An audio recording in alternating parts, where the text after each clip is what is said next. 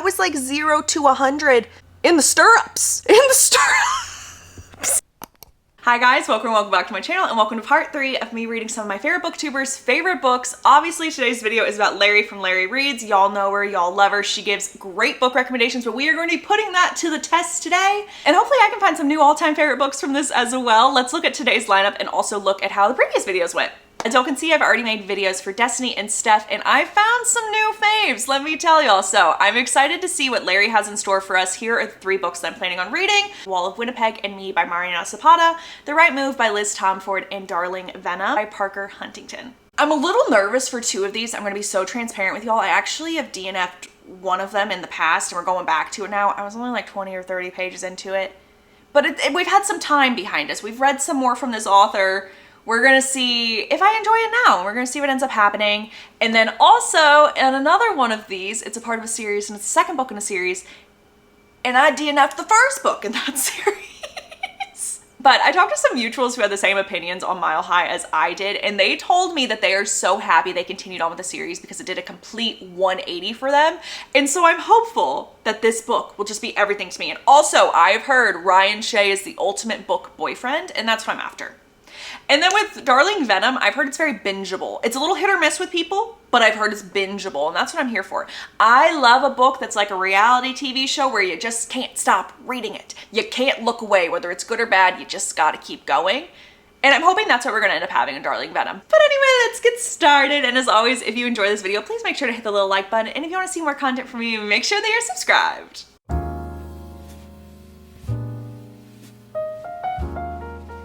Let me just tell y'all something. Going into this book blind is a trip. It is a whirlwind, a roller coaster experience, and please don't do what I did. Like, don't do it. Look up the synopsis, look up some trigger warnings, look up something. Because my, oh my, I thought I was getting the hang of what this book was gonna be. Like, part 1, I was like, okay, I kind of understand where we're going. Like, they're gonna keep visiting each other, yada, yada, yada, once a year, and then their story will progress. Joke's on me. Joke's on flippin' me right here. No spoilers, of course, but obviously if you've read the book, you know. This is not where I thought the book was gonna end up going, and I'm on part 2. We're having a great time. Honestly, I'm actually like 100-something pages into part 2. I can't stop reading this book. Objectively, this book is not the best. Like, some might say horrible, I don't know. Some may say that, but subjectively, I can't stop. Subjectively, I cannot put this book down / look away from it. And so I don't know what this author sprinkled into this book, but I can't be stopped. It almost feels like a reality TV show. It feels like a really sad reality TV show where I just like mindlessly have to keep going. I gotta keep going and binging it. That is how I would describe this book. It's how I would describe it. So I mean, I guess I'm having a good time. I don't know if good time would be how I would describe it, because again, an emotional roller coaster. But I'm present, I'm seated. And honestly, this is like a 700-page book that I might finish today. I really might, because at this point, I can't be stopped. I'm almost like 300 pages into this sucker, and I feel like no time has passed. It's like time is frozen. I kind of understand how this is one of Larry's favorite books. I get it. You can't stop. You literally cannot stop. So I get it. Moral of this little chat / update, look up the trigger warnings. Don't be like me, because it's a lot heavier than you're going to think it's going to be. It's going to hit you out of nowhere. I'm gonna go back to reading. I'll give y'all an update later, but let's see if the story gets any crazier. Let's see. Y'all.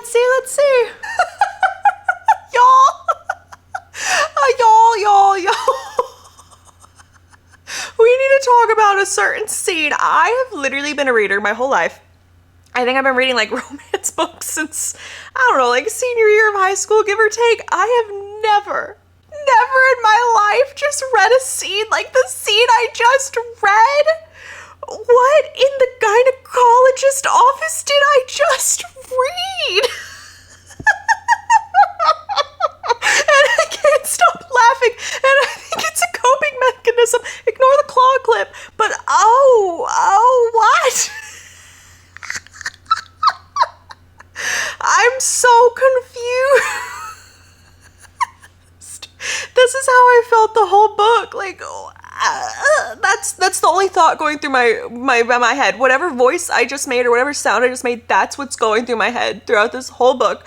But again, I can't be stopped, but I have never in my life read a scene like that. If you know, you know. But what? That was a whirlwind experience. That was like 0 to 100 in the stirrups. In the stirrups. I'm dead. That one knocked me out. Trauma. Trauma is everywhere. Every aspect of this book is trauma. Trauma and drama. It's both. And I can't stop laughing at it, but I also can't stop reading. So again, I understand why this is one of her favorite books, because you just can't look away from it. Like I can't put it down. Like subjectively, it makes sense to me. I just have no words. Honestly, I am having a really nice time despite how much trauma is in this thing. And I can't stop laughing / being like, oh. Whew, I also kind of feel like I'm trauma dumping on y'all, and I'm rambling because my oh my, it's a lot. But like, I see the vision. I see the vision, Larry. Ignore the bangs. But I see the vision. I see it.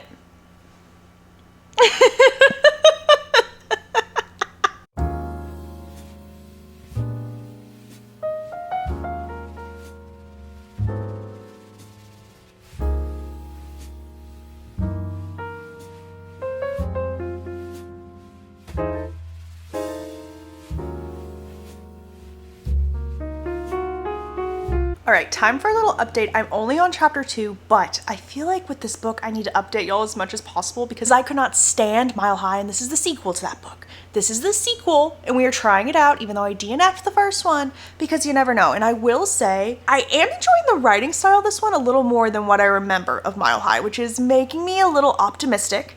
We're feeling a little optimistic. I believe it's going to be like a roommates to lovers scenario. That's the vibe I'm getting. I went into this book completely blind. I feel like that was the best way to do this, especially since I wasn't the biggest fan of the first book. So in this book, we are following Noah and Indy. Noah is Stevie from the last book's brother, and Indy is Stevie's best friend. Editing Sav here, just to let you know, your girl was having an Aperol spritz this night when she was reading The Right Move, and for some reason, I thought this boy's name was Noah. His name is not Noah. It is Ryan Shea. Don't get it twisted, she will learn. She will learn once the Aperol spritz is over and the next day has begun. But for now, when I call him Noah, just know I mean Ryan. And maybe don't give me an Aperol spritz while I'm reading. Indy just got out of a very long-term relationship. She has nowhere to live. She's in a little bit of a financial pickle, if you will. Literally, she's about to have to move back home, which is across the country. Stevie's like, I don't want to lose my best friend. So she goes to her brother and she immediately says, hey, you need a roommate and I need my best friend to stay in this state. So my best friend's going to come live with you. That's what's going to happen. But chapter 2 is starting off with Stevie telling Indy, I came up with a solution to all your problems. You're going to be able to stay in the state. This is going to be so amazing because you're going to live with my brother. And we're about to see how Indy is going to receive this news. In the most shocking turn of events, I am obsessed with this book. Like, what a genuine plot twist to my life, because I was not expecting to like this book at all because I couldn't stand Mile High. Couldn't stand it. It took me forever just to get to 50% to be like, okay, like I'm going to DNF it. This book, right off the bat, I'm in love. I stayed up until 1 a.m. last night reading this thing and had to force myself to go to bed because I knew I had an early start to my day today. No one told me that it's fake dating. It's fake dating. And I'm in love. And I feel like a lot of the times in fake dating romances, you have the girl who is like the bubbly, charismatic one who is the one who needs the fake dating to commence or happen. And like she accidentally says they're fake dating. That's not how this book goes. This book, we literally have the grumpy, shy man be the one to need the fake dating / be like, oh, this is my girlfriend. This is my girlfriend, without even talking to her first. I'm in love. I'm obsessed. And also like their chemistry is off the charts. It's off the charts and he's amazing. And I love it. I love it. Also a scene where she goes, you know that phrase where girls are like, I'm not like other girls. Yeah, that's not me. I am like other girls. I wear Uggs. I drink iced coffee. I read romance books. And I'm like me, literally me. I love this thing. I will finish this book tonight. I will. I don't know how many more updates I will give y'all, but we haven't even had a kiss yet. We literally haven't even had a kiss yet. And I'm excited to see how that kiss is going to go down because they made a little contract. They did like Laura Jean and Peter did. They made a little contract when they started fake dating. And he specifically said no kissing whatsoever. And so I'm intrigued with how our first kiss is going to go down. He's going to have to be the one to kiss her first since he made her put that in the contract. Right? Oh. love. Is this how the rest of the books in the series go? Was Mile High just a one-off for me? Y'all, this is the thing with interconnected standalones. Some of them might not work, but the rest of them really could just be amazing. This is the best news, and I'm just like high on life right now, but I gotta go to the grocery store and then we'll keep on reading. Thanks for the chaotic update, guys. I really needed to get that off my chest. See y'all soon.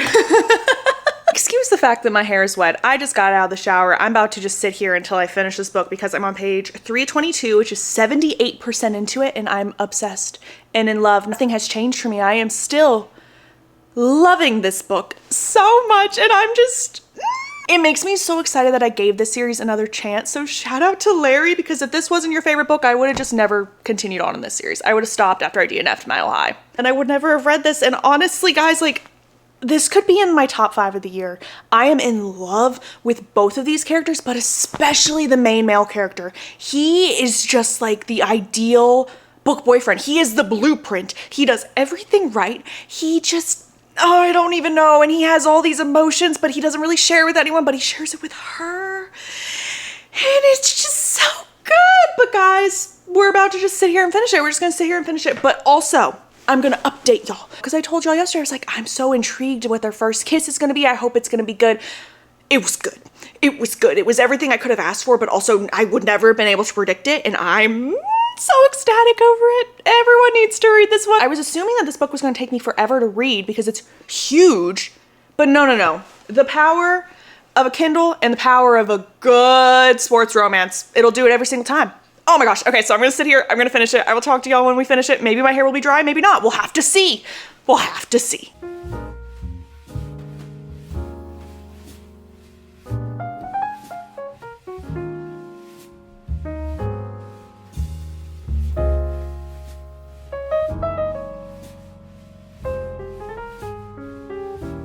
I just finished The Right Move, and as I predicted earlier, it was actually a 5 out of 5. It was so flippin' good. It is now like almost 11, and so I'm actually really tired, but I think I'm gonna start The Wall of Winnipeg and Me, and I will give y'all more of a review of The Right Move in the morning, but I'll also let y'all know how far I get into The Wall of Winnipeg and Me. This one I'm the most nervous about. But who's to say? I could end up loving it, and hopefully I will. So we're gonna try it out. We're gonna read it on the Kindle, but I also own the physical copy, so I might go back and forth. But I'm going to bed. So again, I'll give y'all an update on The Right Move in the morning, all of my thoughts, or at least some of them, because they're not gonna make any sense right now, and then I'll let y'all know how far I get into The Wall of Winnipeg. I'm 27 pages into The Wall of Winnipeg and Me. I just need to get like 20 to 30 pages more, and then we're at the exact point where I DNF'd it last time. I am enjoying it currently though, so hopefully this will turn it around, and I just needed some time away from it for me to actually like love this book. And by time away from it, I mean like several years. But I am enjoying it so far, and I actually never got to the marriage convenience aspect of this book, and I feel like that's the part that I will really love. So I am intrigued, and we're gonna be optimistic and manifest the best. Honestly, the rest of the night though, we're just gonna be reading this book, and we're gonna see what the heck happens. I do think I'm about to take a bath. I think I'm gonna read in the bath for a little bit, kind of relax, wind down. I will say I've been thinking about The Right Move literally non-stop. Also, y'all didn't see this because this vlog is only featuring 3 books, but I kid y'all not, I literally binge read, caught on, and play along. And that they were also 5 stars. Like, how is that possible? The fact that I could not stand Mile High and I DNF'd it, but I loved the rest of the series. I wish I would have vlogged the other 2 books for y'all, but they don't really fit in this theme of a video. But just know that I absolutely love them. And I literally DNF'd Mile High, and then The Right Move, Caught On, and Play Along were 5 stars. How does that even happen? How on earth does that even happen? And I'm hoping and manifesting and crossing all my fingers and toes that I'm just in the mood for a sports romance, which would be so fitting for me reading The Wall of Winnipeg and Me right now. For a long little check-in, I'm not too far in The Wall of Winnipeg and Me. We're gonna see what the heck happens. Hoping for the best. But I absolutely love The Right Move, and all of y'all should read it. Please and thank you. Please read it.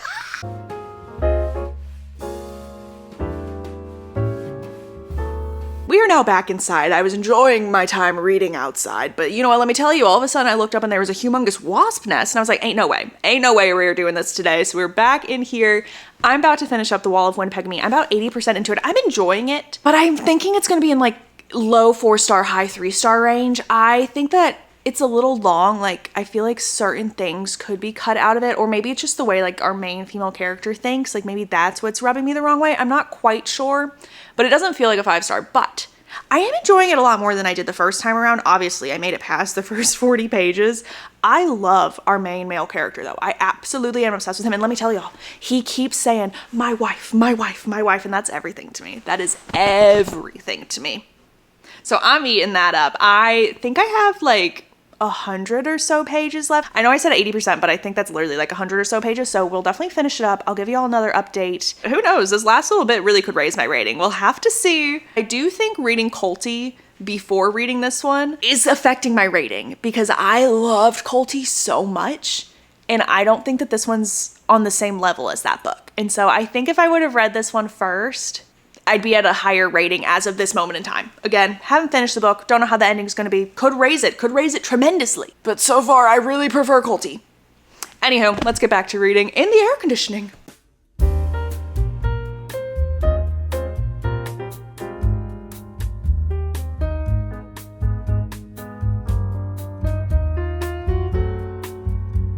I've officially finished The Wall of Winnipeg and Me, and I think I'm going to be giving it 3.5 stars. I enjoyed this book, but it's not my favorite thing by her. I definitely prefer Colty, and also sometimes with slow burn, there's this big aspect of miscommunication that just irks me. Oh, it irks me every single time. Like, I feel like the book could have been 200 pages shorter if they just would have talked to one another. Like, if they just would have talked a little bit, it would have been shorter and we would have had a bit more romance. But I feel like that does come with the territory of a slow burn. I am intrigued to read more from this author because I definitely want to read From Luke Off with Love, which I think is like a figure skating romance. And then I also want to read All Roads Lead Here, which is single parent. You know that I eat up a single parent romance every single time. That is my bread and butter. So I definitely want to try out those by that author. If y'all have read them, let me know down below, and also let me know where The Wall of Winnipeg and Me landed in your ranking of this author's books. Another slight issue I have with this book is I feel like the subplot was a little all over the place. It had aspects of a lot of different things, but it wouldn't hone in to just one or two. And so a lot of it kind of just felt like it would pop up out of the blue, which is another reason I'm giving it 3.5 stars. We're now going to pan to Future Me, who's going to tell you what every single one of these books that I read in this video is actually about, and also all of my thoughts in a clearer manner, because obviously I'm probably making no sense as soon as I finish these things. So let's go to her and see what she has to say. Time for a wrap up and time to tell y'all what these books are actually about, because I'm pretty sure past me was like, you know what, we'll deal with that later, and now it's later. Now is later, let's talk about it. The Right Move by Liz Tomford. This is the second book in the Windy City series. The first book is Mile High. Y'all already know my opinions on Mile High, but let me just tell you, The Right Move is a beautiful 5-star read. It was so good. And I talked about this a little earlier in the video, but as soon as I finished The Right Move, I did not go on to the rest of the books for this video. I took a detour and I ended up reading Caught On and Play Along by Liz Tomford, and they were amazing. They were truly amazing, and I would not be shocked if they ended up in my top reads of 2024. And also, I think The Right Move is my favorite book I've read so far for this whole Reading My Favorite Booktuber's Favorite Book series. Like, truly, this is my #1, and it was fantastic. So The Right Move, we are following Indy and Ryan. Indy just got out of a really, really long-term relationship where she was expecting to marry this man, and all of a sudden they break up. She has nowhere to go, and her best friend's brother, who is very, very grumpy, he's a professional basketball player, and he is like top tier basketball player, like cream of the crop, if you will. Obviously, I don't know any sports, so go sports, but I hear he's amazing. He has a guest bedroom, and she ends up moving in there. They kind of seem like they don't like each other at all. She keeps trying to like break down his tough exterior, and he wants nothing to do with her. One day when he was talking to, I think, the owner of the team, they tell him, you know what, like, you're really standoffish, you're not bonding with the team, we feel like you're like not invested in anything. Indy happens to walk in and he goes, actually, that's my girlfriend, I'm really invested in my girlfriend. And so we have a fake dating scenario, and it is so amazing because Indy can also benefit from this because she has to go to a wedding soon where she will see her ex. And who's her ex's favorite athlete in the world? Ryan Shea. It is so good and so cute, and I just cannot stop thinking about this book, so I highly recommend, especially if you didn't like Mile High, keep on going in the series, like, please. Next book I ended up reading was The Wall of Winnipeg and Me by Mariana Zapata, and I'm giving this one 3.5 stars. I had a nice time with it, not my favorite thing in the world, but I DNF'd this one in the past, so the fact that it is at a 3.5 rating is not too shabby in my eyes. This is a slow burn. Like with all Mariana Zapata books, the slow is worth it because when it's burning, it's a burning. And it's so good. So this is a football romance and we are following Vanessa, and she is the assistant to Aiden, who is the Wall of Winnipeg. He's an amazing football player. He's originally from Canada and his nickname is the Wall of Winnipeg to the world. That's what everyone calls him. He's horrible to work for. He is really just not nice and he doesn't say a lot of words. I literally imagined him as a caveman. I'm not gonna lie to any of y'all. So she ends up quitting. She's like, I know my worth and I'm not working for you anymore. And then one day he turns up at her door and he tells her, I'm about to get sent back to Canada. My visa has expired. My green card's expired. I don't know what to do. I need to get married. And she's like, excuse me, why are you telling me this? I quit. What? And he's like, you are the only person who I could trust to marry. I don't talk to anyone. You know that I don't. I'm very standoffish. You know everything about me. I know you will keep this a secret. We need to get married. And she is thinking to herself, I am not doing this. There's nothing you can say or do that'll make me want to do this. He looks to her and he tells her, I will pay off all of your student loans if we do this. And so y'all, they're gonna get married. The wedding bells are ringing and we go from there. Such a fun time, but it did feel a little long to me. And so I do feel like a few scenes could have been cut down or condensed just a bit. That's why it's not a higher rating than what it was. I read Darling Venom by Parker S. Huntington. Y'all, I don't even know what I could tell you about this book.